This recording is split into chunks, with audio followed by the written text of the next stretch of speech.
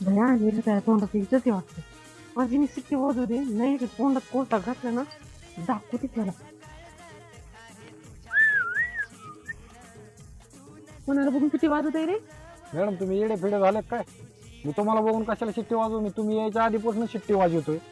मी रोज जाताना बघते तुझ्या तोंडात सारखी सिट्टी असते. ज्यावेळेस तुझ्या तोंडात इस्तू भरी ना मी त्यावेळेस तुझी सिट्टी बंद होईल. हो का मॅडम?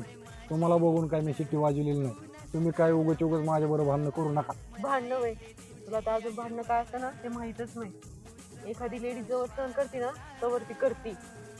एकदा जर ती पेटली ना तर ती कोणाच्या बापाला सुद्धा घाबरत नाही. तुला आता मी शेवटचं सांगते हा, इथून पुढं जर माझ्या यायच्या जायच्या रस्त्याला जर तू दिसला आणि सिट्टी वाजवली ना तर माझ्या बापाला बोलून घेईन आणि तुला चपलीने हाणायला लावीन. भावत कुठला.